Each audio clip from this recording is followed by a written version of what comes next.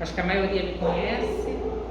Sempre ficava sentadinha ali, né, aprendendo bastante, com a graça de Deus. E o tema que eu escolhi é referente ao suicídio. Nós estamos no mês de setembro, o mês em que a administração pública realiza campanhas de prevenção à vida, preservação à vida e combate ao suicídio.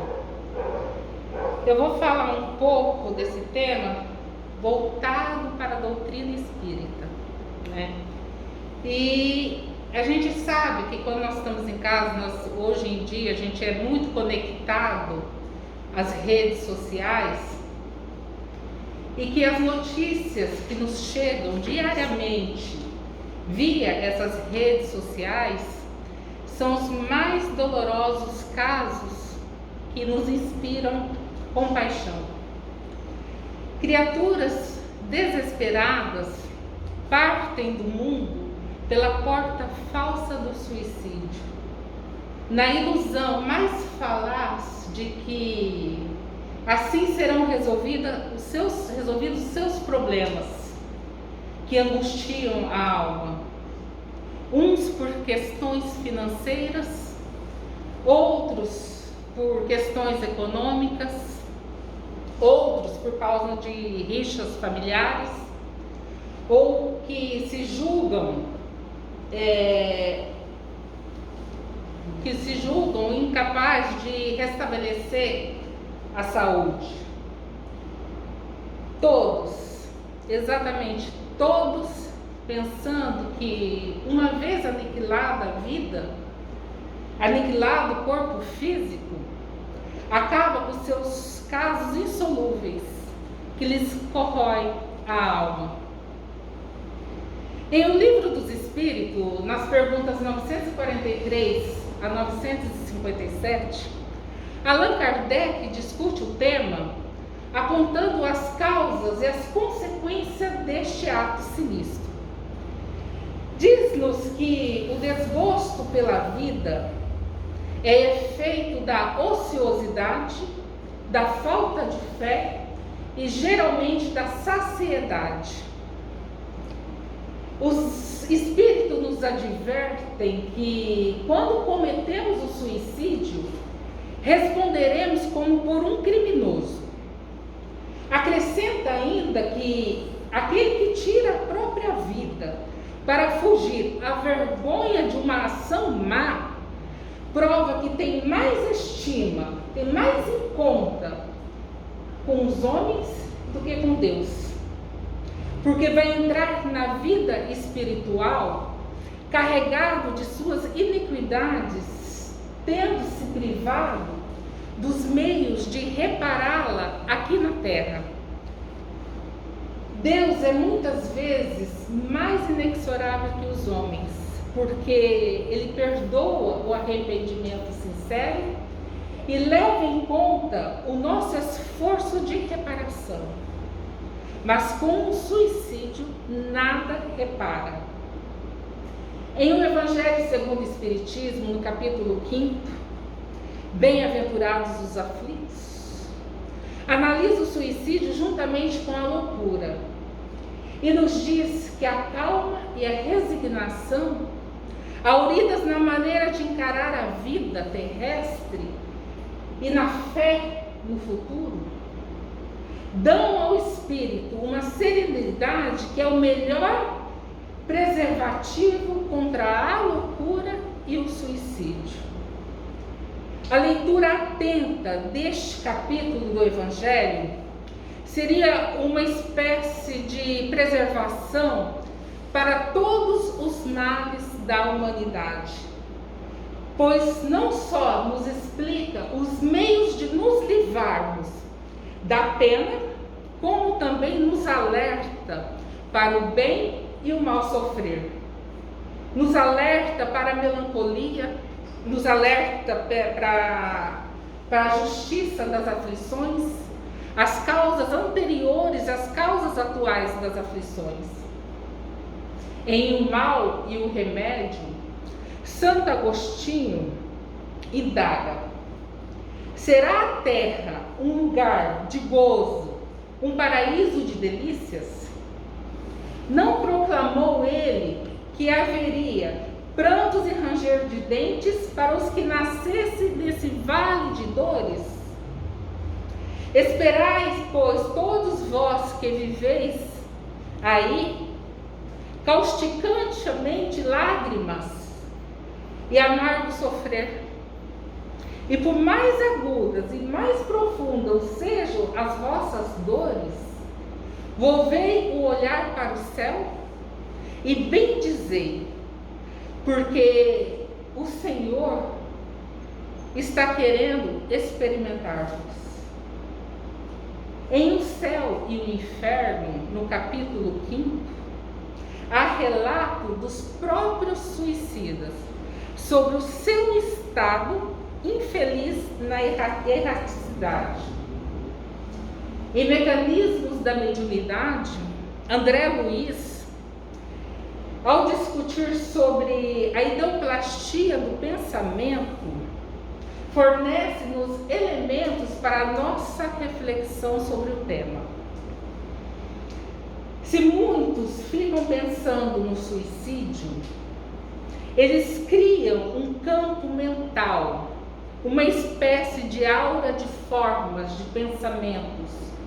E se o espírito menos avisado entrar nessa faixa vibratória, ele poderá ser induzido a cometer este ato. Por isso, nós precisamos tomar cuidado com os nossos pensamentos,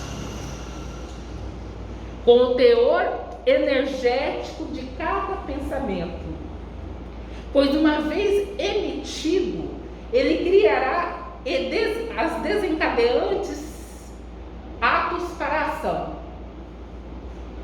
E o que é a vida humana com relação à eternidade? Se não bem menos que um dia, né?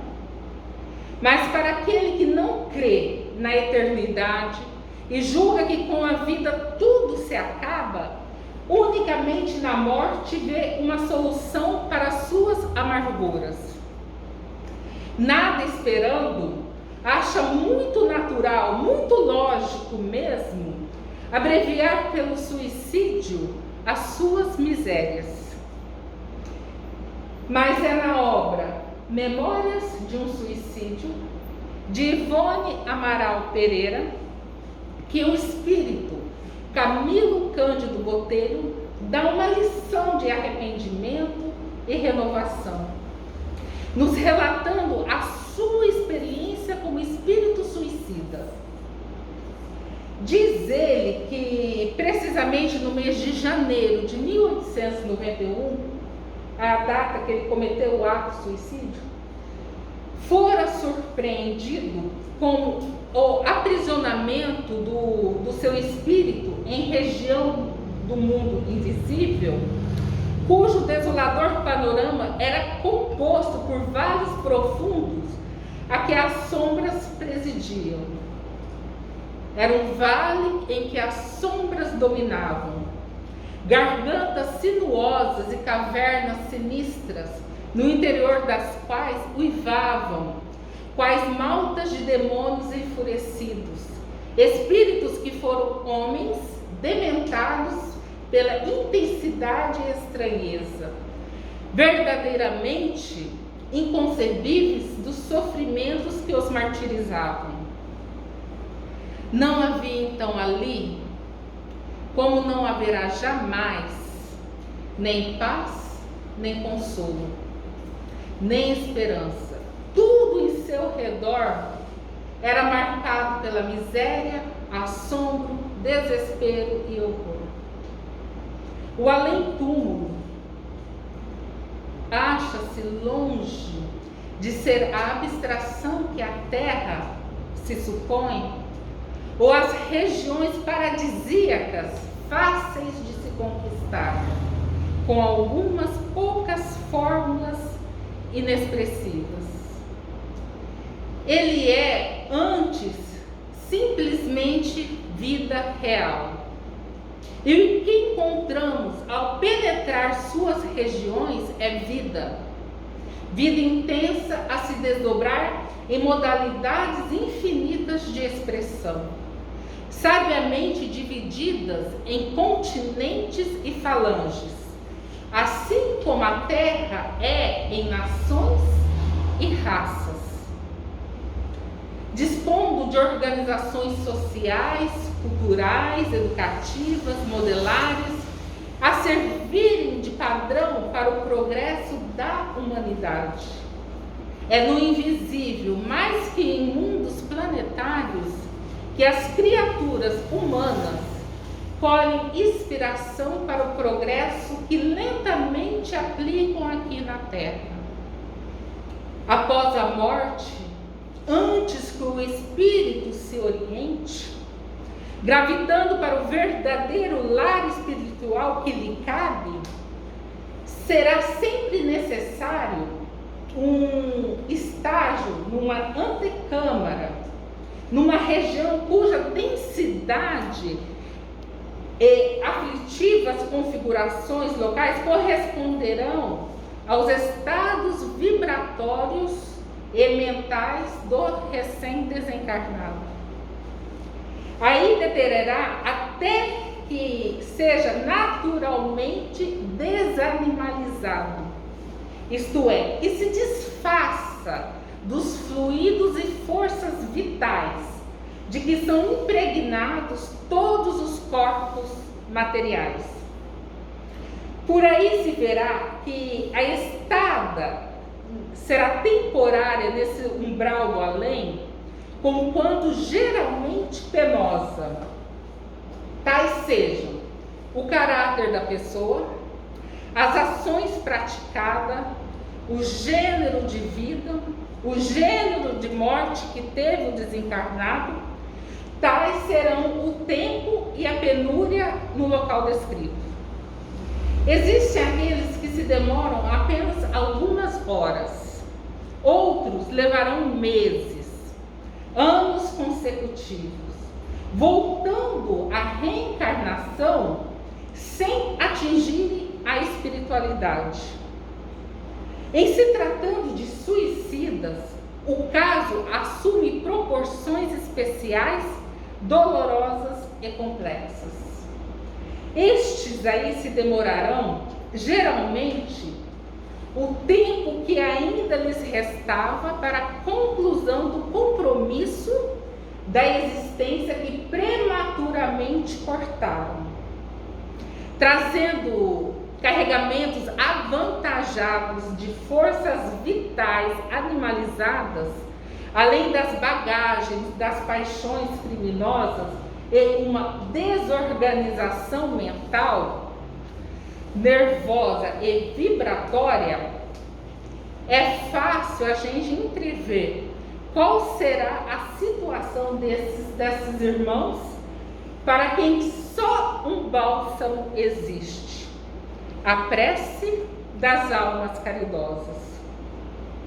Se por muito tempo esse estágio exorbite das medidas normais ao caso, a reencarnação imediata será a terapêutica indicada, embora ela seja cruel e dolorosa, o que será preferível a muitos anos em tão dolorosa situação. Assim se completando, então, o tempo que faltava ao término da existência cortada. A linguagem humana ainda não precisou inventar vocábulos bastante justos e compreensíveis para definir as impressões absolutamente inconcebíveis que passam a contaminar o eu de um suicida logo as primeiras horas que se seguem ao desastre. Envolvem-se em confusões e se enraizam e cristalizam num crescente estado vibratório e mental, que o homem não pode compreender porque está fora da sua possibilidade de criatura, que à mercê de Deus se conservou aquém dessa anormalidade. Para entendê-la, e medir com precisão a intensidade dessa dramática surpresa que aguardam aqueles irmãos que ceifam com a própria vida, só outro espírito cujas faculdades de criatura passaram pela mesma dor poderia descrever com riquezas de detalhes tamanha surpresa dolorosa do além-túmulo. Nessas primeiras horas que por si constituiriam a configuração do abismo, em que se precipitou e não representasse apenas o prelúdio da diabólica sinfonia que será constrangido a interpretar pelas disposições lógicas das leis naturais que violou. O suicida semi-inconsciente, adormentado, desacordado, sem que para maior suplício e obscurecido de toda a percepção dos sentidos, sente-se dolorosamente contundido, nulo, dispersado em seus milhões de filamentos psíquicos, violentamente atingidos pelo acontecimento. Contradições turbilham em volta dele, afligindo-lhe a tenuidade das percepções com martirizantes rodas de sensações confusas. Ele perde-se no vácuo, ignora-se, acovarda-se, sente a profundidade apavorante do erro contra o qual colidiu. Deprime-se na aniquiladora certeza de que ultrapassou os limites das ações que lhe eram permitidas realizar. Desnorteia-se, entrevendo que avançou demasiadamente para além da demarcação traçada pela razão.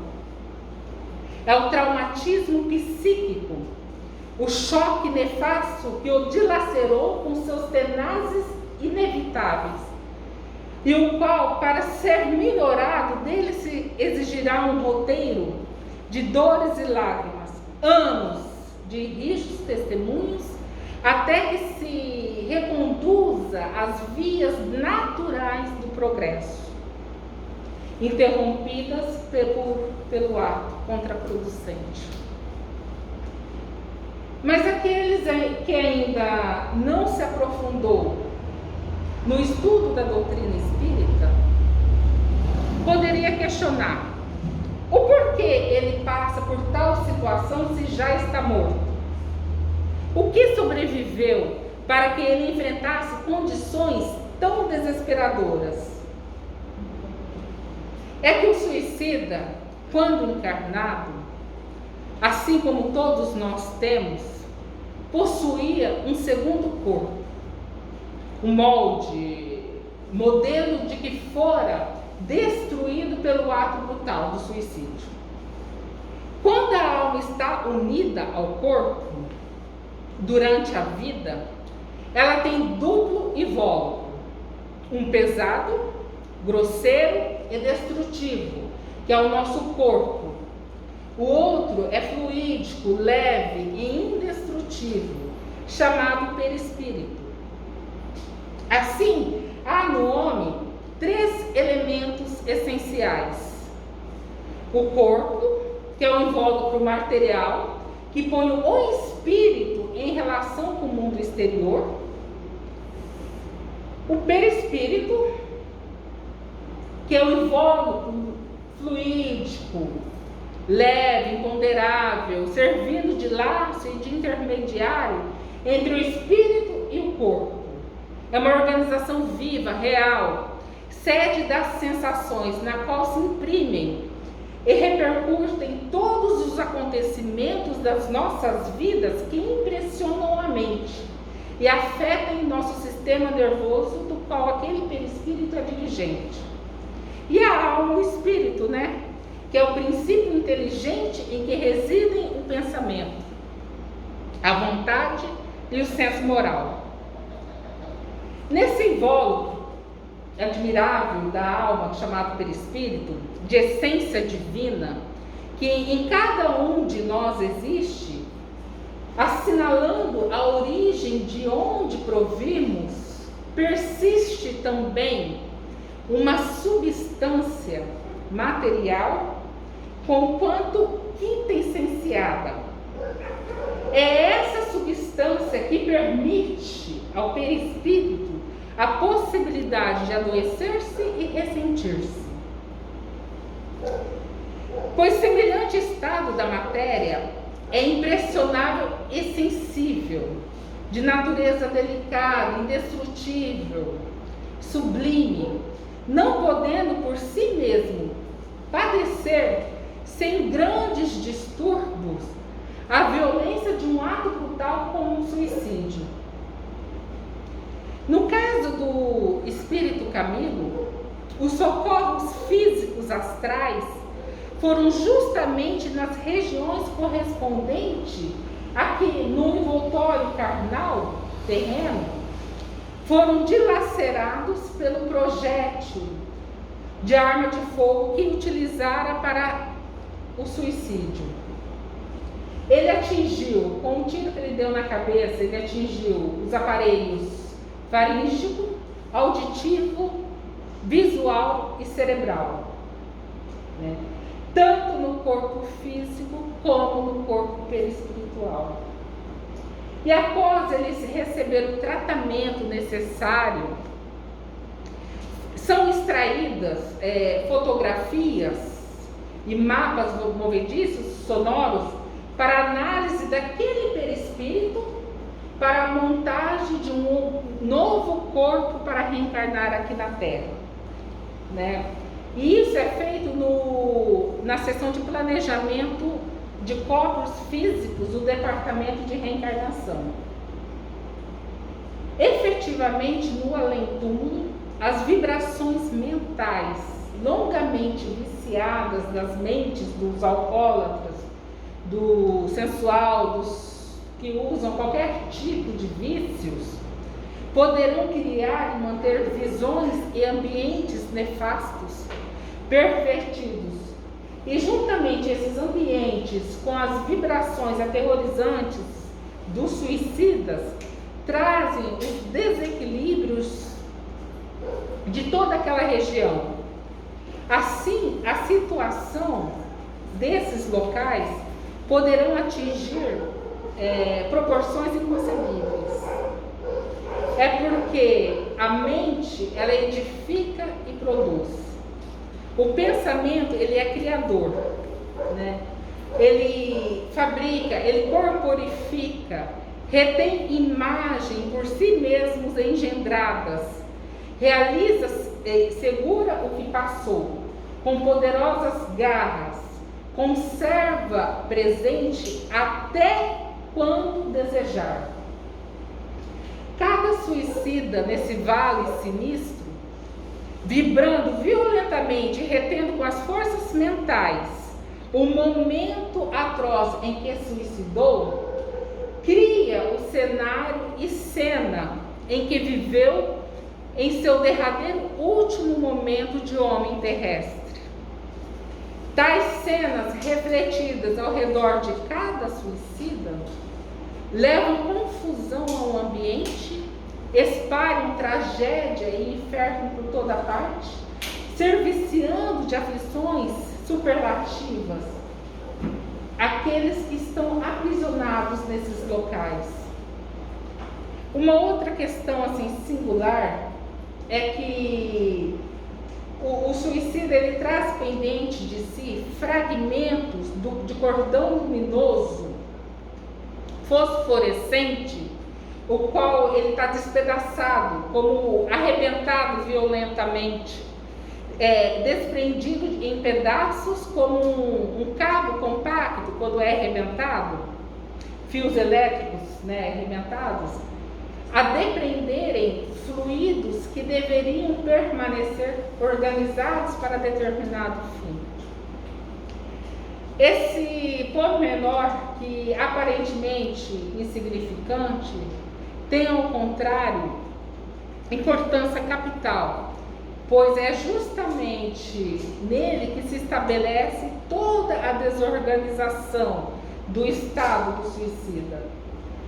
Esse é o cordão fluídico magnético que liga a alma ao envoltório carnal, e ele comunica a vida. Somente deverá estar em condições apropriadas para deste separar-se por ocasião da morte natural. O que então se fará naturalmente, sem choques, sem violência. Com o suicídio, porém, uma vez partido e não desligado esse cordão, ele é rudemente arrancado, ele é despedaçado, quando ainda em toda a sua pujança fluídica e magnética, produzirá grande parte dos desequilíbrios na constituição vital para a existência que deveria ser muitas vezes longa. A reserva de forças magnéticas não se havia extinguido ainda, o que leva o suicida a sentir-se um morto-vivo, na mais expressiva significação do termo.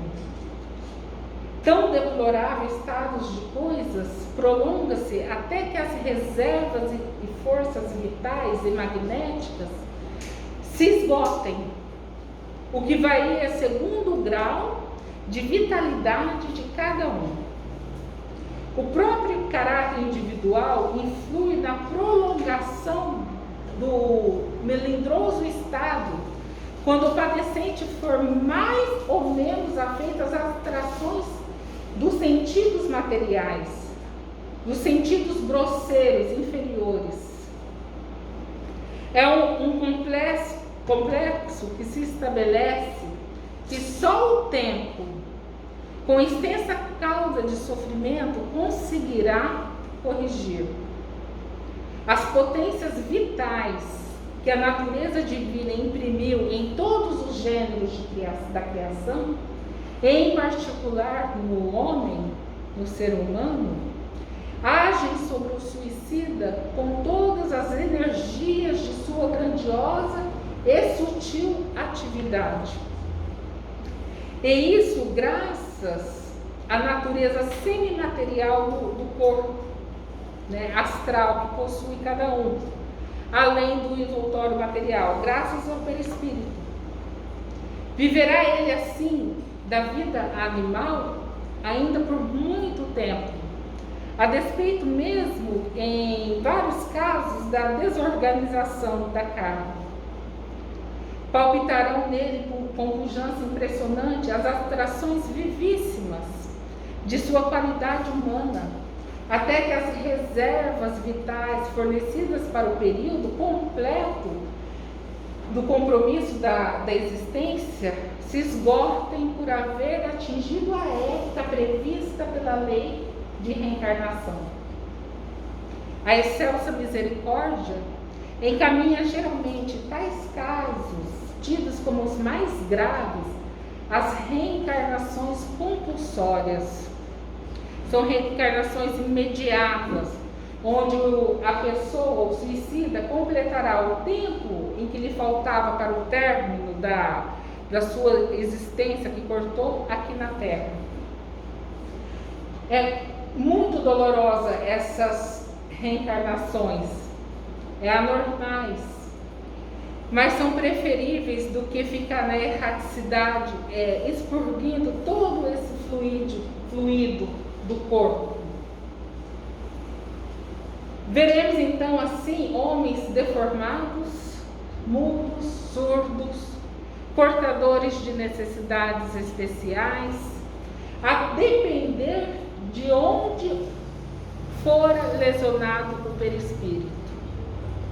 Isso é um caso de vibração, tão somente, porque o perispírito, ele não teve força. Quando foi tirada aquela fotografia do Camilo, e mandado para o planejamento da reencarnação, para a elaboração de um novo corpo, para ele reencarnar, habitar a Terra novamente, aquele perispírito lesionado, ele não teve forças vibratórias para modelar a nova forma corpórea, mesmo recebendo todo aquele auxílio dos médicos espirituais, todo o auxílio, né? Isso é o caso de vibração. Por isso que muitas vezes a gente vê pessoas com essas necessidades especiais.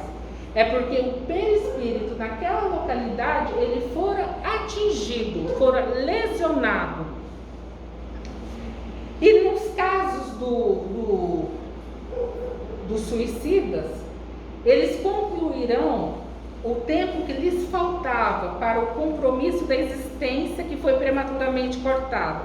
Eles vêm com essa deformidade na região que lesionou o perispírito. Ele tem uma vitalidade de tantos anos. Nesses casos de reencarnação compulsória, que é os casos que não atingem a espiritualidade, que a gente falou, que eu falei no começo, que não atingem a espiritualidade, eles reencarnam e cumprem esse lapso de tempo que lhes faltavam, né? E isso aliviará, né, o estado vibratório dele. Eles, logicamente, eles vão se sentir mais aliviados. Trata-se de uma terapêutica, nada mais, né? Recursos extremos exigidos pela calamidade da situação. O suicida já socorrido e recolhido ao hospital está para a vida espiritual como sentenciado para a vida terrestre, para a sociedade aqui na Terra. Não tem regalias normais, vivem em plano expiatório penoso, onde não é lícita a presença de outrem que não os seus educadores, enquanto que ele próprio, dado a seu estado precário vibratório, não logrará afastar-se daquele local, daquele pequeno círculo em que ele se agita, até que os efeitos da calamitosa infração sejam totalmente expungidos. E serás atados de pés e mãos, lançados nas turvas exteriores, onde haverá choro e ranger de dentes. Dali não sairá enquanto não pagares o último centil. Avisou prudentemente o celeste instrutor desde muitos tempos. Assim, meus irmãos, quando encontrardes pedidos de orações para estes irmãos que deixam a vida corpórea pela ilusão do suicídio, não abstenha-se de orar, porque vossas vibrações harmoniosas serão também excelentes terapêuticas para essas criaturas que estão momentaneamente equivocadas e é que após serem o arrependimento sincero, o recolhimento à espiritualidade e a reconstituição do seu corpo astral, eles voltarão à trajetória normal do progresso. Que assim seja. Era essa a mensagem que eu gostaria de passar essa noite.